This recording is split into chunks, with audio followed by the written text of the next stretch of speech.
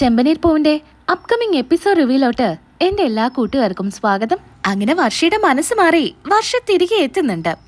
ഇത് കണ്ട് ചന്ദ്രമതിക്ക് ഒത്തിരി സന്തോഷാവുന്നുണ്ട്. അങ്ങനെ രേവതി സച്ചിയെ കുറ്റപ്പെടുത്തുന്നുണ്ട്. സച്ചിയേട്ടൻ അന്ന് വർഷയുടെ അച്ഛൻ അങ്ങനെ തല്ലിയ കാരണ ഈ പ്രശ്നങ്ങളൊക്കെ ഉണ്ടായെന്നൊക്കെ പറഞ്ഞ്, അതുപോലെ ശ്രുതിക്ക് ഇതുവരെയും ജോലിയൊന്നും ശരിയാവാത്ത കാരണം ചന്ദ്രമതി സ്വന്തമായിട്ട് ശ്രുതിക്ക് എന്തെങ്കിലും ഒരു ബിസിനസ് തുടങ്ങി കൊടുക്കാനായിട്ട് ശ്രുതിയുടെ അടുത്ത് പറയാം. ഇതൊക്കെ കേട്ട് ശ്രുതിക്കാണെങ്കിൽ വലിയ ദേഷ്യമായിരിക്കും. അതെല്ലാം ശ്രുതിയുടെ മേലെ തീർക്കുന്നുണ്ട്. എത്രയും വേഗം ഒരു ജോലി കണ്ടെത്താനായിട്ട് ശ്രുതിയോട് പറയുന്നു.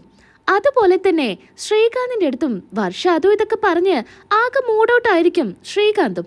അങ്ങനെ സുധിയും ശ്രീകാന്തും അതുപോലെ സച്ചിയും ചേർന്ന് ടെറസിലോട്ട് പോകുന്നുണ്ട്. രേവതിയാണെങ്കിലോ അടുക്കളയിൽ ജോലി ചെയ്തുകൊണ്ടിരിക്കുക. അവിടേക്ക് വർഷ ചെല്ലുന്നു. വർഷ രേവതിയോട് ചോദിക്കുന്നുണ്ട്, ചേച്ചി എനിക്കൊരു ഗ്ലാസ് ചായ ഇട്ട് തരുമോ എന്ന്. അങ്ങനെ ചായ ഇടുന്നുണ്ട് രേവതി. ആ സമയത്ത് തന്നെയാണ് ശ്രുതിയും അങ്ങോട്ട് വരുന്നത്. അങ്ങനെ 3 പേരും ചായയൊക്കെ കുടിച്ച് സംസാരിച്ച് നിൽക്കുന്നുണ്ട്. ഈ സമയത്ത് വർഷയുടെ അടുത്ത് ശ്രുതി ചോദിക്കുന്നുണ്ട്, ദേ വർഷേ, നീ ഇത്രയും വേഗം പിണക്കമെല്ലാം മാറി തിരിച്ചിങ്ങോട്ട് വരുമെന്ന് ഞാൻ ഒട്ടും പ്രതീക്ഷിച്ചേയില്ല. അതെന്താ ചേച്ചി, ഞാൻ ഇങ്ങോട്ട് വരുന്നത് ചേച്ചിക്ക് ഇഷ്ടമല്ലെന്നുണ്ടോ? അതുകൊണ്ടല്ല, സച്ചി വന്ന് മാപ്പ് പറയാതെ നീ ഇങ്ങോട്ട് വരില്ല എന്നല്ലേ പറഞ്ഞത്, അതുകൊണ്ട് ചോദിച്ചതാ. അതിനെന്തിനാ ഇപ്പൊ മാപ്പ് പറയുന്നേ? എനിക്കിങ്ങോട്ട് വരാൻ തോന്നി, ഞാൻ വന്നു. ഇത് കേട്ട് രേവതി പറയുന്നുണ്ട്, അല്ലെങ്കിലും സച്ചിയേട്ടൻ എന്തിനാ മാപ്പ് പറയണ്ടേ? അവിടെ വെച്ച് അങ്ങനൊരു പ്രശ്നം ഉണ്ടാക്കിയത് തന്നെ വർഷയുടെ അച്ഛനാ. അതെന്താ, നിങ്ങൾ ആരും കണ്ടില്ലേ? അത് ശരിയാ, അച്ഛന്റെ ഭാഗത്തും തെറ്റുണ്ട്. സച്ചിയേട്ടൻ മാപ്പ് പറയാനൊന്നും നിൽക്കേണ്ട ഒരു ആവശ്യമില്ല എന്ന് വർഷ പറയുന്നു. അല്ല, ശ്രീകാന്തും നീയും തമ്മിലുള്ള പ്രശ്നമൊക്കെ തീർന്നോ? ഞങ്ങൾ തമ്മിൽ ഇടയ്ക്കൊക്കെ പ്രശ്നം ഉണ്ടാവാറുണ്ട്. അതിപ്പോ ആദ്യത്തെ കാര്യമൊന്നുമല്ല. അങ്ങനെയാണെങ്കിലേ ഈ വീട്ടില് ഏറ്റവും കൂടുതൽ പ്രശ്നം ഉണ്ടാക്കുന്നത് സച്ചിയല്ലേ, രേവതിയായിട്ട്. അങ്ങനെ നോക്കുകയാണെങ്കിൽ രേവതി എന്നെ ഈ വീട് വിട്ട് ഇറങ്ങിപ്പോകേണ്ട സമയം കഴിഞ്ഞു. ഇത് കേൾക്കുന്ന രേവതിക്ക് അത്രയ്ക്കങ്ങ് ഇഷ്ടപ്പെടുന്നൊന്നുമില്ല. ഭാര്യ ഭർത്താക്കന്മാരാവുമ്പോൾ ഇടയ്ക്കൊക്കെ വഴക്കുണ്ടായിരിക്കും. അതിപ്പോ എല്ലാവരുടെ ജീവിതത്തിലുള്ളതാ. ആ വഴക്ക് എത്ര നേരം നിലനിൽക്കുന്നു എന്നതിലാ കാര്യം. അല്ല, ചേച്ചിയും സുധിയേട്ടനും തമ്മിൽ വഴക്കൊന്നും ഉണ്ടാവാറില്ലേ? വഴക്കില്ലാത്ത ഫാമിലിയിലെ അവരിടയിൽ അത്രയ്ക്കങ്ങ് സ്നേഹക്കുറവായിരിക്കുമെന്നാ ഞാൻ കേട്ടിട്ടുള്ളത്. പരസ്പരം എങ്ങനെയെങ്കിലും മുന്നോട്ട് പോകണം, അഡ്ജസ്റ്റ് ചെയ്ത്. അതുമാത്രേ അവരുടെ ജീവിതത്തിലുണ്ടാവൂ. പരസ്പര സ്നേഹമൊന്നും ഉണ്ടാവില്ല എന്നാണ് ഞാൻ കേട്ടത്. അങ്ങനെയൊന്നുമല്ല, ഞങ്ങൾ തമ്മിൽ നല്ല സ്നേഹം തന്നെയാ എന്ന് ശ്രുതി പറയുന്നു. എന്നിട്ടാണോ ടെറസിലോട്ട് പോയിരിക്കുന്നേ? 3 പേരും ടെറസിലാ എന്ന് വർഷ പറയുന്നത് കേൾക്കുമ്പോൾ ശ്രുതിക്ക് ദേഷ്യം വരുന്നുണ്ട്. ഞങ്ങൾ തമ്മിൽ നല്ല സ്നേഹ, ഞങ്ങളിടയിൽ എന്തിനാ ഞങ്ങൾ പരസ്പരം സ്നേഹിക്കാതിരിക്കുന്നേ? നിങ്ങൾ അതും ഇതൊന്നും പറയല്ലേ എന്നൊക്കെ ശ്രുതി പറയുന്നു. ഇതും പറഞ്ഞ് ശ്രുതി അവിടെ നിന്ന് പോകുന്നുണ്ട്.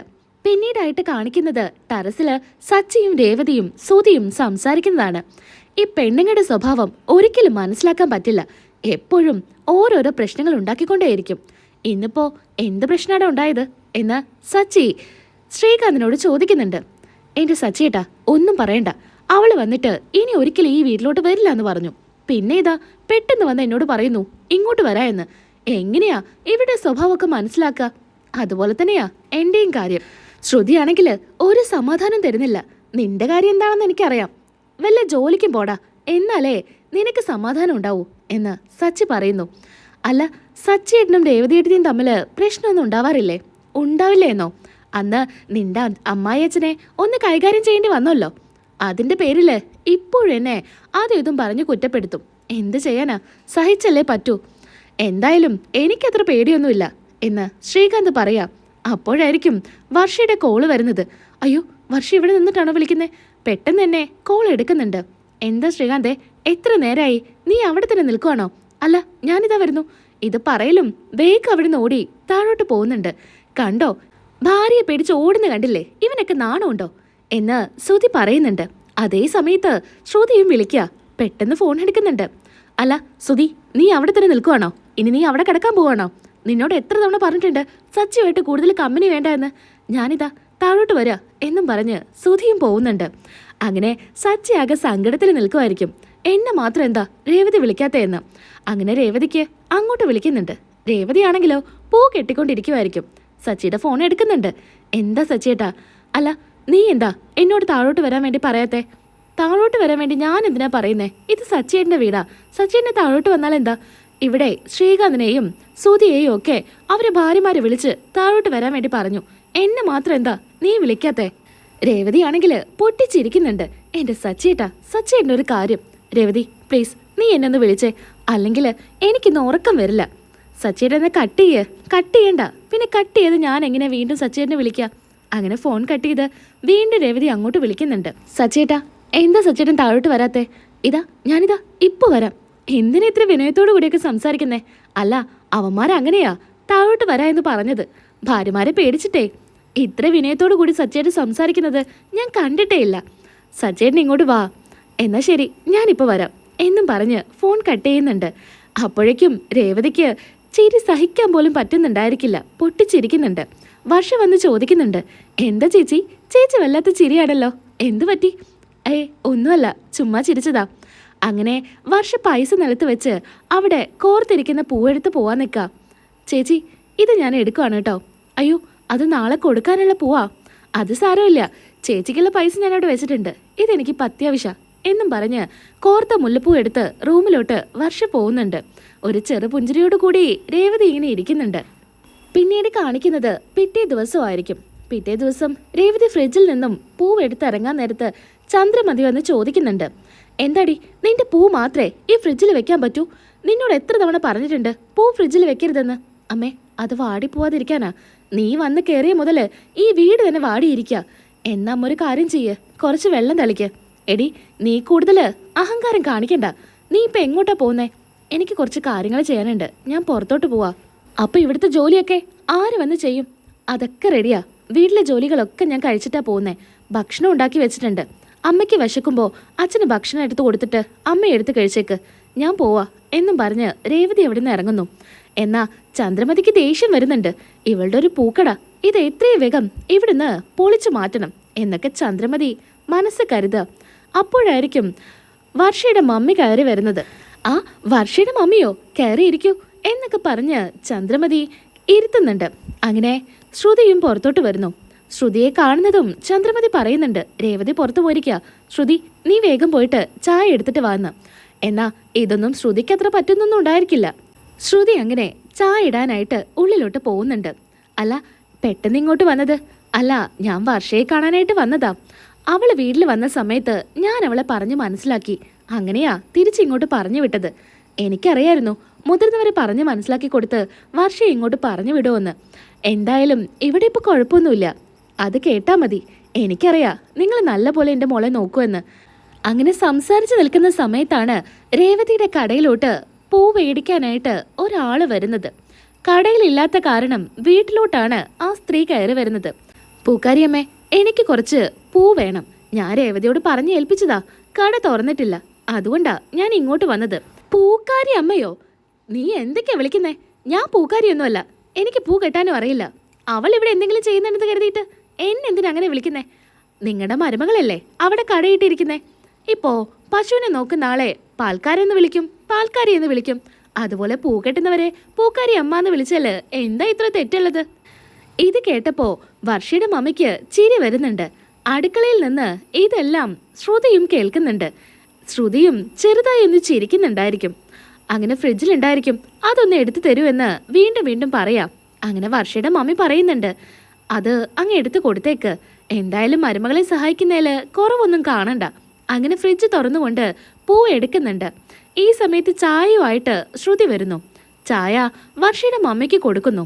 അങ്ങനെ ഫ്രിഡ്ജിൽ നിന്നെടുത്ത പൂവ് നേരെ കൊടുക്കുവാണ് ആ ചേച്ചിയുടെ കയ്യിൽ. അവര് പറയുന്നുണ്ട്, ഇതെന്താ ഇങ്ങനെ തരുന്നേ? അളന്ന് തന്നാ മതി. എനിക്ക് 2 മുഴം പൂവാ വേണ്ടത്, അതൊന്ന് അളന്ന് തന്നേക്ക്, എനിക്ക് അളക്കാനൊന്നും അറിയില്ല. അയ്യോ ചേച്ചി അത് അളന്ന് കൊടുത്തേക്ക്, പൂ മേടിക്കുമ്പോൾ അങ്ങനെയല്ലേ സാധാരണ കൊടുക്കാറ് എന്ന് വർഷയുടെ മമ്മി പറയുന്നു. അത് കേൾക്കുന്നതും ചന്ദ്രമതി കൈവച്ച് ഇങ്ങനെ അളന്ന് മുറിച്ച് കൊടുക്കാൻ നേരത്ത് പറയുന്നുണ്ട്, ഇതിപ്പോൾ നല്ല എക്സ്പീരിയൻസ് ആണല്ലോ, എന്തായാലും മരുമകളുടെ കൂടെ ജോലിക്ക് കയറുന്ന നല്ലത്, പൂവളക്കാനൊക്കെ നല്ല എക്സ്പെർട്ട് ആണെന്ന് തോന്നുന്നു എന്നൊക്കെ പറഞ്ഞ് കളിയാക്കി ചിരിക്കുന്നുണ്ട്. ശ്രുതിയാണെങ്കിൽ ഇത് കേൾക്കുമ്പോൾ മനസ്സ് ചിന്തിക്കുന്നുണ്ട്, എന്നെ എന്തൊക്കെയാന്ന് പറഞ്ഞത്, അതിന് ഇത് കിട്ടേണ്ടത് തന്നെയാ എന്ന് ശ്രുതിയും മനസ്സ് ചിന്തിക്കുന്നു. അങ്ങനെ കട്ട് ചെയ്യാനായിട്ട് കത്രിയുമായിട്ട് ശ്രുതി വരുന്നുണ്ട്. ആൻറ്റി ഇങ്ങനെ കട്ട് ചെയ്താൽ മതി ആൻറ്റി, ഈ കത്തിരി വെച്ച്. അങ്ങനെ ശ്രുതി കട്ട് ചെയ്ത് കൊടുക്കുന്നുണ്ട്. ഈ സമയത്ത് ചന്ദ്രമതിക്ക് എന്തെന്നില്ലാത്ത ദേഷ്യമായിരിക്കും. ഇതും വർഷയുടെ മമ്മിയുടെ മുൻപിൽ വെച്ച് ഇങ്ങനെയൊക്കെ ചെയ്യുമ്പോൾ എന്തോ പോലെ തോന്നുന്നുണ്ട്. അങ്ങനെ പൂവും മേടിച്ച് പൈസയും കൊടുത്ത് അങ്ങ് പോവാം. പിന്നീട് കാണിക്കുന്നത് വർഷയുടെ മമ്മി ഇറങ്ങാൻ നിൽക്കുന്നുണ്ട്. ഞാൻ ഇറങ്ങട്ടെ, ഞാനിവിടെ വർഷയ്ക്ക് എങ്ങനെയുണ്ടെന്ന് അറിയാനായിട്ട് വന്നതാ. എന്നാ ശരി, ഞാൻ ഇറങ്ങട്ടെ എന്നും പറഞ്ഞ് ഇറങ്ങാൻ നിൽക്കാം. അപ്പോഴായിരിക്കും വർഷയുടെ മമ്മി പറയുന്നത്, അയ്യോ എനിക്ക് വേണമായിരുന്നു കുറച്ച് പൂവ്. ഇന്നാണെങ്കിൽ വീട്ടിലൊരു പൂജയുള്ളതാ, അത് ഞാനങ്ങ് വിട്ടുപോയി. പുറത്തുനിന്ന് വാങ്ങിക്കുന്നതിൽ നല്ലതല്ലേ ഇവിടെ നിങ്ങളുടെ കയ്യിൽ നിന്ന് വാങ്ങിക്കുന്നത്. അപ്പം പിന്നെ നിങ്ങൾക്കും കുറച്ച് പൈസ കിട്ടുമല്ലോ. എന്തായാലും ഒരു 4 മുഴം പൂവ് എനിക്ക് അളന്ന് തന്നേക്ക് എന്ന് വർഷയുടെ മമ്മി പറയുമ്പോൾ ചന്ദ്രമതിയുടെ മുഖം ഒന്ന് മാറുന്നുണ്ട്. ചേച്ചി അതിങ്ങ് തന്നേക്ക് എന്ന് പറയാം.